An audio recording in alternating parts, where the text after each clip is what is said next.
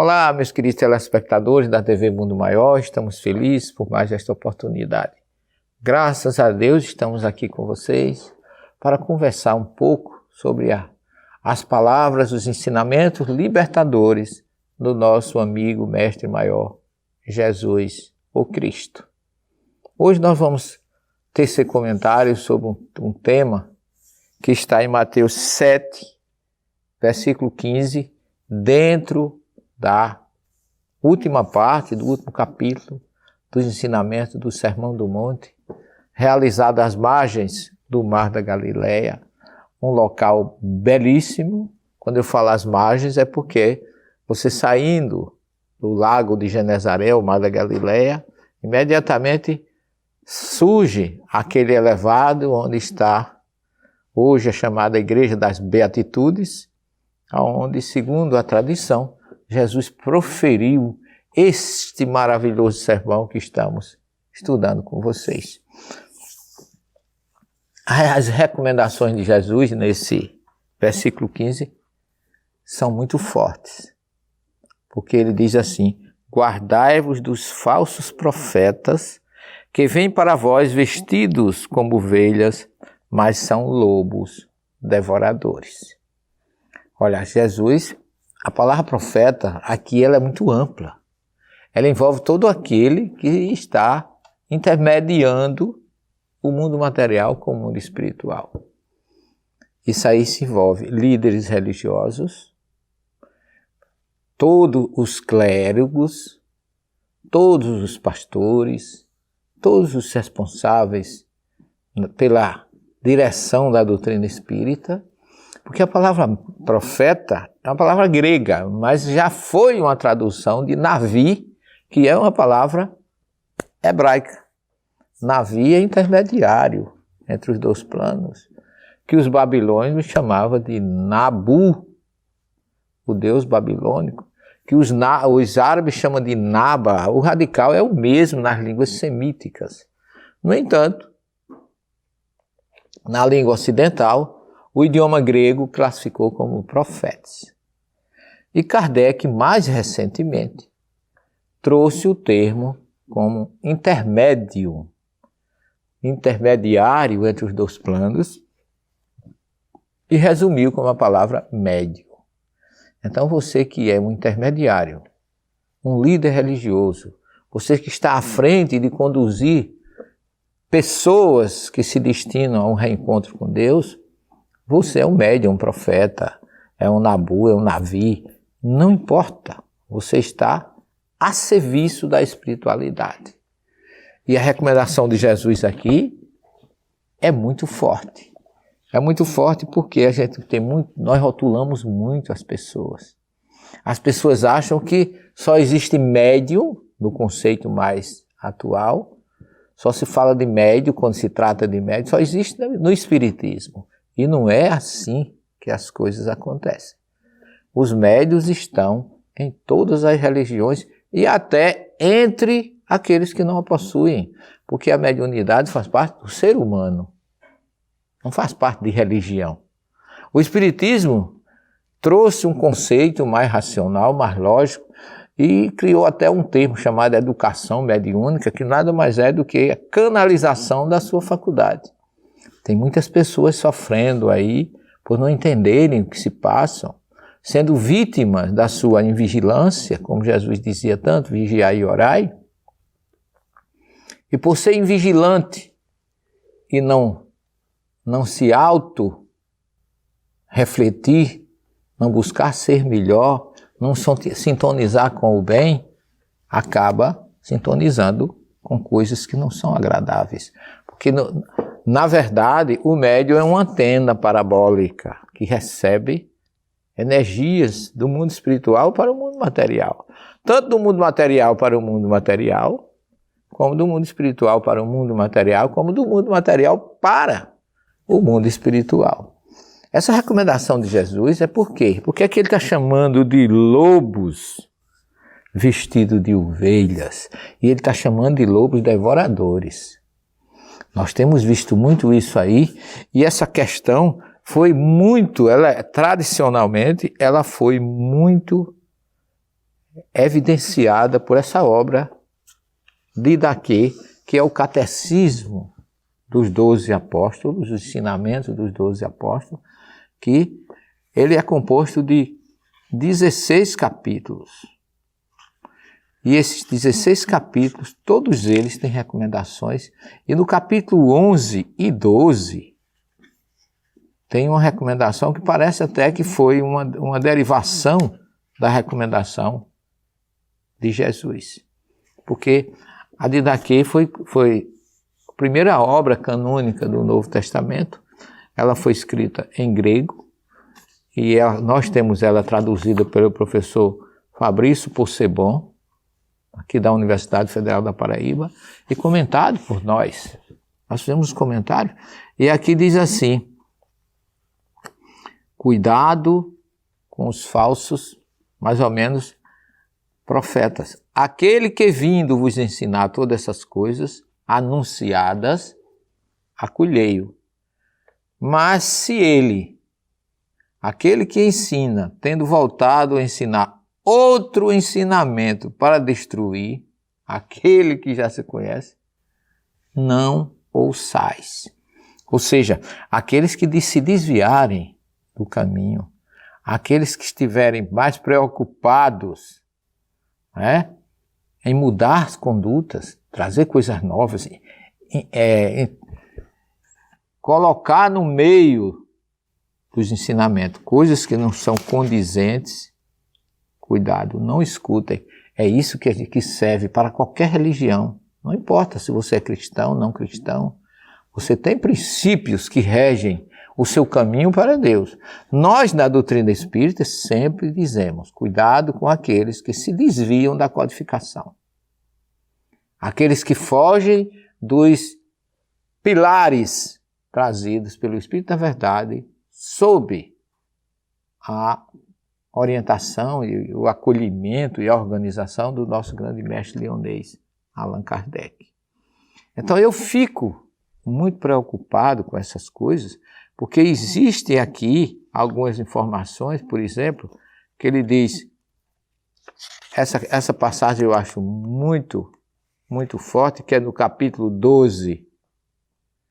Todo profeta deve ser experimentado, verdadeiro, fazendo o mistério cósmico da Assembleia e não ensinando a fazer quanto ele mesmo faz. Não será julgado por vós, pois com Deus tem o julgamento. Do mesmo modo, fizeram também os antigos profetas. Agora presta atenção aqui. Isso aqui é forte. Aquele que disser em espírito, ou seja, incorporado, sob a orientação de algum espírito, porque isso existe em qualquer religião. Dá-me dinheiro ou outra coisa. Em resumo, aquele que pedir dinheiro ou coisas materiais, não o ouçais, não escutem. No entanto, se ele pedir para outros necessitados, ninguém o condene. Aceite. Então, isso é importante, porque, pessoal, queridos, aonde entra dinheiro a coisa complica. É um tema muito delicado para se falar, porque ninguém pode utilizar-se da sua religião para ter lucros, para angariar lucros pessoais. Já falei isso aqui algumas vezes e não me canso. Existe uma palavra chamada simonia, que é o comércio indevido com as coisas espirituais. Você não pode cobrar, você não pode usufruir daquilo que não é seu, sobretudo a questão mediúnica, porque a mediunidade é dom de Deus. E o que vem de Deus, Jesus coloca no capítulo 10 do Evangelho de Mateus, ide, depois que ele escolheu os seus discípulos, seus talmidim, como se diz no idioma que ele falava, o hebraico, quando ele dizia, ide, pregai o Evangelho, curai os doentes, ressuscitai os mortos, curai os leprosos, conduzi os espíritos sofredores. Aí ele conclui dizendo, dai de graça o que de graça recebeste. Então, cuidado. Nós estamos vivendo e vendo coisas que são realmente desabonáveis, desagradáveis, que nos deixam, na verdade, preocupados com aqueles que, em nome de Jesus, leva, porque Jesus também colocou, não foi só aqui. Aqui ele começou, no seu sermão, as primeiras sementes. Mas se você for no capítulo 24 do Evangelho de Mateus, esse mesmo Evangelho, aqui eu estou falando do versículo 15, mas no capítulo 24 ele diz assim, cuidado que não vos deixeis enganar, muitos virão em meu nome e arrebatarão multidões. Cuidado com os falsos profetas. Mais uma colocação dessa para a nossa reflexão. Ele diz assim, vestidos como ovelhas, mas são lobos devoradores. Portanto, cuidado, meus irmãos, vigiai e orai, porque aqui tem a ovelha e o lobo. Jesus era fantástico nas suas colocações. Ele fala, como a própria obra, a Didaquê fala dos dois caminhos, que está lá no Êxodo, Deuteronômio. Eis que eu coloquei diante de vós dois caminhos, o caminho do bem e o caminho do mal. A tua opção começa aí, como se fora a árvore do conhecimento do bem e do mal que está lá no Gênesis, no capítulo 3. Então é preciso que haja essa preocupação nossa em fazer com que as nossas atitudes, as nossas condutas e a nossa vigilância esteja acima de tudo. O Espírito Erasto, na obra o Livro dos Médios, tem uma mensagem dele que diz assim, é melhor negar 9 verdades do que aceitar uma mentira. Então, tenhamos todo cuidado, não tenhamos usufruto, não façamos usufruto absolutamente de nada que seja envolvido com as coisas de Jesus, com o Evangelho. O espírita, sempre, a nossa doutrina, graças a Deus, não tem dízimo. Nós trabalhamos com a comunidade, não estamos preocupados em construir prédios, edifícios, não é porque somos melhores do que ninguém, não. Porque não nos interessa o apogeu das catedrais, das basílicas, das igrejas suntuosas, porque o nosso mestre nasceu numa manjedoura, não tinha uma pedra onde recostar a cabeça, ele teve como leito de morte uma cruz. E ele deixa essas recomendações para nós. Primeiro ele dá o exemplo, e depois ele deixou para nós essas recomendações que são tão importantes. Cuidado com os desvios, com as questões, porque Jesus coloca aqui ovelha e lobo, trevas e luz, os dois caminhos, porta estreita, porta larga, e assim sucessivamente. E aqui ele usa a ovelha, que é o símbolo da pureza e da inocência, e usa o lobo, aqueles que representam o mal. Os filhos da loba. Aqui tem um pouco de política na visão daquela época da opressão romana, porque a loba era o símbolo de Roma. Então Jesus também já está trazendo um pouco da ansiedade do povo que vivia insatisfeito pela presença dos romanos, que oprimiam tanto, faziam tanto mal, escravizava, matava, enlutava, fazia tudo o que era opressor para aquele povo que se sentia justiçado, porque Deus dizia, segundo o profeta, diz Isaías, para Deus não há acepção de pessoas. Então Jesus representa aqui com a loba, né, exatamente a comunidade, o exército e o reinado de César, através de Roma. Então, A profecia em Israel tinha uma importância fundamental. Como já falei, a palavra Navi é profeta. Profecia era coisa séria e não era qualquer um que poderia se intitular profeta. Veja que coisa interessante, porque os grandes profetas, um dos maiores profetas que eu considero da Bíblia é Elias. E Elias não está na relação dos profetas. Moisés não está na relação dos profetas. Os profetas considerados maiores, né, porque são melhores do que os outros, mas porque os seus livros são mais longos, Isaías é um dos mais ilustres profetas messiânicos que nós temos conhecimento. Mas todos eles tinham uma missão digna. Você não conhece na história dos profetas nenhum que foi importante, que era rico, que era de família nobre.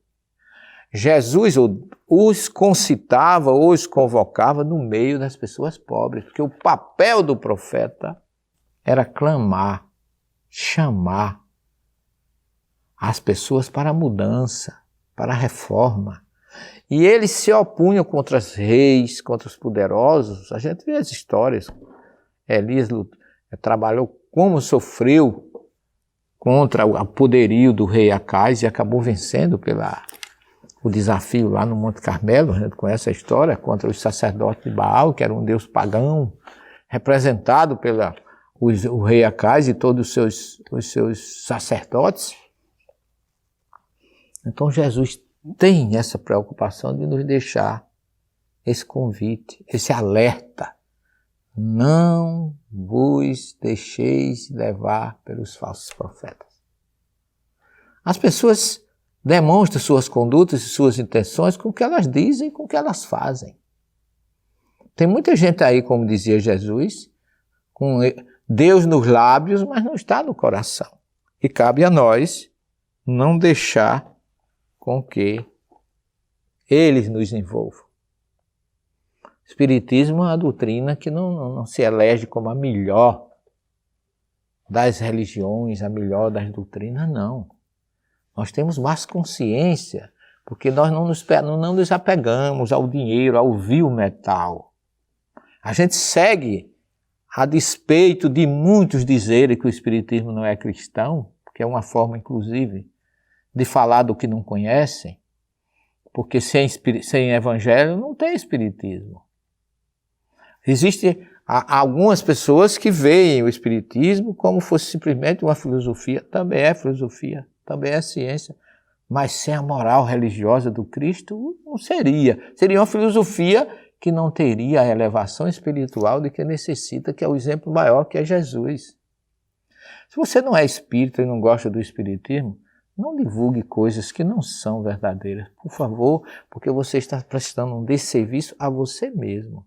Porque você também é espírito, Deus é espírito, está escrito lá no grande Evangelho de João. Não podemos fugir disso. Nós temos duas partes, a centelha divina que foi introduzida por Moisés, por Deus, como está narrado lá no Gênesis 2:7, o Nishamat Haim, isso é o que nos faz sintonizar com Deus. A nossa semelhança com Deus é a parte que foi inoculada por Ele. Então nós temos que zelar por isso. Todos nós somos espíritos, queiramos ou não queiramos, porque foi uma centelha colocada. E diz lá o Gênesis que depois da morte, o corpo vai à terra e o espírito vai a Deus, como confirma isso Salomão no Eclesiastes capítulo 12. Então, meus irmãos, sejamos racionais. Não queiramos impor desconhecimento àqueles que não conhecem. Porque a verdade, Jesus diz sempre, liberta. Então tenhamos cuidado, e aí Jesus dá a receita para a gente. Guardai-vos dos falsos profetas que vêm para vós vestidos como ovelhas, mas são lobos devoradores. Pelos frutos conhecereis, pelas suas atitudes. Eles vão se denunciar pelo que eles fazem. Colhe-se porventura uva nos espinheiros ou figos dos abrolhos? Claro que não. Que a pessoa pode dizer, mas não faz. Ele vai ser conhecido pelos frutos. Assim, uma boa árvore não pode dar mau fruto. porque a árvore má produz frutos maus. Então, vigiai, é grande importância. Orai e observai. Como diz aqui, o capítulo 12 da Didaquê, observe se algum profeta lhe disser em espírito, dá-me dinheiro ou outra coisa, não o ouçais. Tenha muito cuidado sobre isso, porque é um alerta que eu estou deixando, não estou acima para julgar ninguém. Eu apenas digo a você, eu vivo da minha profissão. Eu vivo do meu salário de professor. Qualquer coisa que eu adquiri com as minhas obras publicadas, eu transfiro tudo para a nossa humilde, pequena, porém, o meu oásis nessa encarnação, que é o Núcleo de Estudos Espírita Bom Samaritano. Então tenham cuidado. E eu tenho muito zelo pelo que eu digo, porque o que eu digo não é suficiente. O que vai convencer você não é o que eu digo, é o que eu faço. Por isso que Jesus diz, uma árvore boa não pode dar maus frutos, nem uma árvore má pode dar bons frutos. Então, a árvore é o símbolo, na religião judaica, de como a gente deve ser. Possui papel importante do judaísmo. A árvore, lembre-se que a história de Adão e Eva começa com a árvore do conhecimento do bem e do mal no jardim do Éden, que é um exemplo. Os frutos são os produtos que servem para levantar o significado de suas mensagens. As árvores frutíferas eram, veja bem, consideradas imundas por 3 anos após o seu plantio. A produção do 4º ano pertencia a Deus. Somente no 5º ano em diante, seus frutos podem ser livremente consumidos pela população em geral. Por que isso? Isso impedia a colheita prematura e também a destruição das árvores, além de relembrar os israelitas que Deus é a origem de todos os frutos e benefícios colhidos pelo homem. Por isso, você chega em Israel, você tem as frutas, as árvores, as 7 plantas que eles consideram sagradas, né? O trigo, a cevada, a uva, o figo, a tâmara. São frutos que representam o sagrado. E eles têm o maior cuidado na conservação dos frutos para que a pureza seja assimilada por todos nós. Fechando o nosso estudo, fechando as nossas reflexões de hoje, lembremos de Jesus, cuidado com as ovelhas vestidas, ou os lobos vestidos de ovelhas. Observai, como diz a Didaquê, o Catecismo dos Apóstolos, o que eles fazem, o que eles dizem. E se pedir dinheiro, não é profeta. Não aceitemos nem alimentemos o mercenarismo de quem quer que seja, em nome de Jesus. Nasceu numa manjedoura, não tinha uma pedra onde recostar a cabeça e teve como leito de morte uma cruz. Esse é o nosso exemplo maior. Que ele fique com vocês. Até a próxima semana, se Deus assim nos permitir. Muita paz a todos.